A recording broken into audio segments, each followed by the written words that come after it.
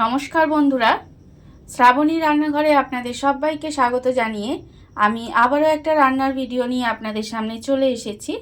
আজকের আমি আপনাদের রুটি, লুচি, পরোটার সঙ্গে খাওয়ার জন্য একটা নিরামিষ তরকারি রেসিপি বানিয়ে দেখাবো, যেটা কিন্তু খুব কম তেলে এবং খুব কম মশলায় এটা আমি বানাবো। আশা করি এটা আপনাদের ভালো লাগবে। আর আমার কিন্তু ভিডিওটা দেখা শুরু করার আগে আপনারা একটা লাইক দেবেন আর সুন্দর একটা কমেন্ট করতে কিন্তু ভুলবেন না। তাহলে চলুন আজকের আমি এই নিরামিষ তরকারিটা কিভাবে বানাই সেটা আপনারা একবার দেখে নিন। তরকারিটা বানানোর জন্য প্রথমে আমি এখানে দেখুন গ্যাসটা অন করে একটা কড়া বসিয়ে দিয়েছি, আর কড়ার মধ্যে দিয়েছি আমি বেশ কিছুটা জল। জলটা আমার এখানে প্রায় গরম হয়ে এসেছে। এবারে আমি জলের মধ্যে দিয়ে দেব, দেখুন এখানে আমি দুটো বড় সাইজের আলু এইভাবে একটু ছোট ছোট করে ডুমো করে কেটে রেখেছি, সেই আলুটা আমি জলের মধ্যে দিয়ে দিলাম। এবারে আমি দেব, দেখুন এখানে কিন্তু আমি অল্প একটু ফুলকপি কেটে রেখেছি, সেই ফুলকপিটাও কিন্তু জলের মধ্যে দিয়ে দিলাম। দিয়ে এবারে খুব ভালোভাবে ফুলকপি আর আলুটা জলের মধ্যে এইভাবে একটু মিশিয়ে দেব। মিশিয়ে এর মধ্যে আমি দিয়ে দেব অল্প একটু নুন দিয়ে দিলাম। নুন দিয়ে এবারে আলু আর ফুলকপিটাকে একটু সেদ্ধ করে নেব। দেখুন আলু আর ফুলকপি কিন্তু এইভাবে একটু ভালোভাবে সেদ্ধ করে নিতে হবে। আলু আর ফুলকপিটা আমার এখানে খুব ভালোভাবে সেদ্ধ হয়ে গেছে। এইবারে আমি আলু আর ফুলকপিটাকে আলাদা করে তুলে একটু ঠান্ডা করে নেব। আলু আর ফুলকপিটা আমি এখানে সেদ্ধ করে নিয়ে আলাদা করে তুলে নিয়েছি। আর এবারে আলু আর ফুলকপিটা কিন্তু একটু ঠান্ডাও করে নিয়েছি। এবারে দেখুন এখানে আমি খুব অল্প ফুলকপি নিয়েছি। ফুলকপিগুলো এইভাবে ডাঁটাগুলো এইভাবে ফেলে দেব। ফেলে দিয়ে শুধুমাত্র এই ফুলের অংশটা আমি নেব। দেখুন এইভাবে ডাঁটাগুলো কিন্তু আমি ছাড়িয়ে ছাড়িয়ে ফেলে দেব। দিয়ে এখানে যে ফুলটা আছে সেই ফুলটা আমি এখানে ব্যবহার করব রান্নাটায়। আর এই যে ডাঁটার যে শক্ত অংশটা আছে সেটা কিন্তু ফেলে দিতে হবে। দেখুন এইভাবে ফেলে দেব। দিয়ে এবার যে ফুলটা আছে সেটা জাস্ট হাত দিয়ে, নরম হয়ে গেছে, হাত দিয়ে জাস্ট এইভাবে একটু ছোট ছোট করে দিতে হবে। হাত দিয়ে এরকম করলেই দেখবেন ফুলকপির যে ফুলটা আছে সেটা ছোট হয়ে যাবে। এইভাবে একটু ভেঙে ভেঙে দেব। ফুলকপিগুলো আমি এখানে হাত দিয়ে ভেঙে ভেঙে ছোট ছোট টুকরো করে নিয়েছি। আর অন্যদিকে দেখুন গ্যাসটা অন করে আবারও কিন্তু কড়া বসিয়ে দিয়েছি। কড়ার মধ্যে দিয়েছি আমি 2 চামচ মতো সর্ষের তেল। এখানে আমি রান্নাটা সর্ষের তেলে করছি, আপনারা চাইলে কিন্তু এটা সাদা তেলেও করতে পারেন, তাতেও কিন্তু খেতে ভীষণ ভালো হবে। এবারে দেখুন তেলটা কিন্তু আমার এখানে প্রায় গরম হয়ে গেছে। আমি তেলের মধ্যে ফোড়নে দেব। প্রথমে অল্প সামান্য একটু কালো জিরে ফোড়ন দিলাম। কালো জিরে ফোড়ন দিয়ে তারপরে আমি ফোড়নটা একটু ভাজা ভাজা মতো করে নেব। এবারে আমি এর মধ্যে দিয়ে দেব আন্দাজ মতো একটু নুন।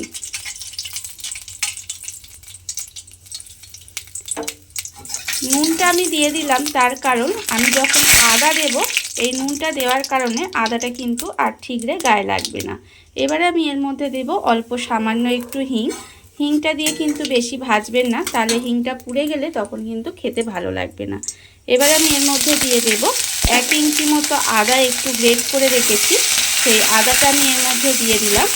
দিয়ে এবারে আদাটাকে একটু ভাজা ভাজা মতো করে নিতে হবে, যাতে আদার যে একটা কাঁচা গন্ধ আছে সেটা চলে যায়।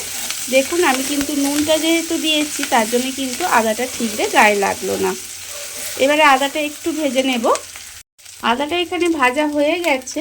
এবারে আমি এর মধ্যে দিয়ে দেব গুঁড়ো মশলা।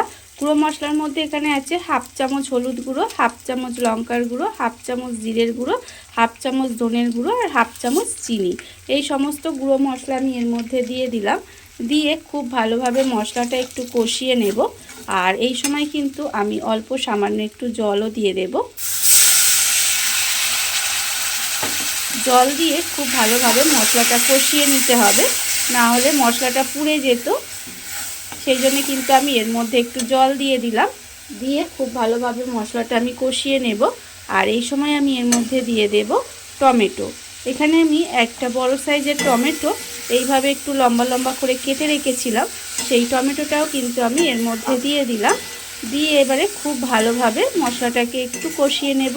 যতক্ষণ না পর্যন্ত মশলা থেকে তেলটা ছেড়ে দেয় ততক্ষণ পর্যন্ত এইভাবে একটু কষিয়ে নিতে হবে। মশলা আমার এখানে খুব ভালোভাবে কষানো হয়ে গেছে, মশলা থেকে কিন্তু তেলটাও ছেড়ে দিয়েছে। আর টমেটোটা দেখুন এইভাবে একটু কিন্তু গোটা গোটাই রাখার চেষ্টা করব, যাতে টমেটোটা এইভাবে একটু গোটা গোটা থাকে, তাহলে খেতে ভালো লাগবে। এবারে মশলা থেকে তেল ছেড়ে দিয়েছে, আমি এর মধ্যে দিয়ে দেব আলু। এখানে আমি যে আলুটা সেদ্ধ করে রেখেছিলাম সেই আলুটা কিন্তু আমি এখানে দিয়ে দিলাম। দিয়ে আবারও কিন্তু খুব ভালোভাবে মশলার সঙ্গে আলুটা একটু আমি এইভাবে কষিয়ে নেব। এইভাবে আলুর সঙ্গে মশলাটা দিয়ে কিন্তু খুব ভালোভাবে প্রথমে কষিয়ে নিতে হবে। আলুর সঙ্গে মশলাটা আমার খুব ভালোভাবে কষানো হয়ে গেছে। এবার আমি এর মধ্যে দিয়ে দেব যে ফুলকপিটা আমি এখানে দেখুন এইভাবে ছোট ছোট করে রেখেছিলাম, সেই ফুলকপিটা আমি এর মধ্যে দিয়ে দিলাম। আমি এখানে এই তরকারিটায় একটু ফুলকপি ব্যবহার করেছি, আপনারা চাইলে কিন্তু এই ফুলকপিটা নাও দিতে পারেন, শুধু আলু দিয়েও কিন্তু রান্নাটা করা যায়, তাতেও কিন্তু খেতে ভীষণ ভালো লাগে। আর ফুলকপি দিলে কিন্তু সেটা তো আরও ভালো লাগবেই। এইবারে দেখুন খুব ভালোভাবে কিন্তু ফুলকপির সঙ্গে ভালোভাবে মশলাটা কষিয়ে নেব। আর এর মধ্যে কিন্তু আমি আর একটু নুন দিয়ে দেব। প্রথমে যেহেতু আমি একটু নুন দিয়েছিলাম, সেই নুনের আন্দাজটা বুঝে আর অল্প সামান্য একটু নুন দিয়ে দিতে হবে। দিয়ে খুব ভালোভাবে এটা মিশিয়ে নেব। এই রান্নাটা একবার এইভাবে আপনারা বানিয়ে দেখবেন, খেতে কিন্তু ভীষণ ভালো লাগে, অসম্ভব সুন্দর হয়। এর মধ্যে কিন্তু আমি খুব বেশি তেল আর মশলা ব্যবহার করিনি, কিন্তু তাতেও রান্নাটা কিন্তু খুব সুন্দর খেতে লাগে। আমার মশলাটা কষানো হয়ে গেছে, এবারে আমি এর মধ্যে দিয়ে দেব জল। আলু সব ফুলকপি যেহেতু আমার সেদ্ধ আছে, সেই জন্য আমি এখানে বেশি জল দেব না, খুব অল্প পরিমাণে জল দিলাম। দিয়ে এবারে গ্যাসটাকে লোতে দিয়ে এইভাবে কিছুক্ষণ আমি একটু রান্না হতে দেব।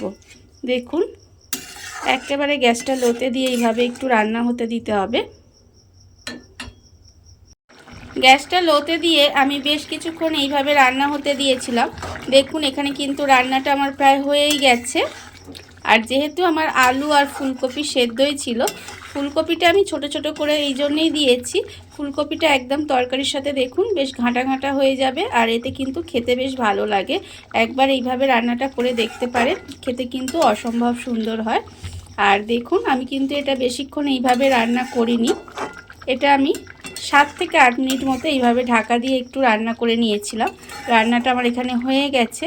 আর টমেটোগুলো দেখুন এইভাবে কিন্তু একটু গোটা গোটা আছে, এটাই খেতে ভালো লাগবে। এর মধ্যে কিন্তু আমি আর অন্য কোনো মশলা দেব না, কোনো রকম গরম মশলা বা অন্য কিছু দেব না। এইভাবে আপনারা আমি যেভাবে বানালাম সেইভাবে একবার বানিয়ে দেখবেন, আপনাদের কিন্তু অবশ্যই ভালো লাগবে। আর এটা কিন্তু রুটি, লুচি, পরোটা আর যে কোনো কিছুর সাথে আপনারা এইভাবে বানিয়ে খেতেই পারেন। আমার এখানে রান্নাটা হয়ে গেছে, এবার আমি গ্যাসটা অফ করে দেব।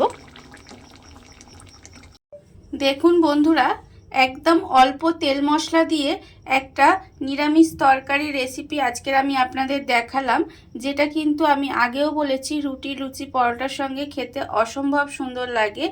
আর এটা আপনারা একবার হলেও বাড়িতে বানিয়ে দেখবেন, আশা করি আপনাদের ভালোই লাগবে। আর এই ভিডিওটা যদি আপনাদের ভালো লেগে থাকে, আপনারা যদি ফেসবুক থেকে দেখে থাকেন পেজটি ফলো করে দেওয়ার অনুরোধ রইল। আর যদি ইউটিউব থেকে দেখে থাকেন চ্যানেলটি সাবস্ক্রাইব করে নেওয়ার অনুরোধ রইল। তাহলে চলুন ভিডিওটা আমি এখানেই শেষ করছি। আপনারা সবাই ভালো থাকবেন, সুস্থ থাকবেন। আবারও হাজির হব নতুন কোনো রান্না নিয়ে।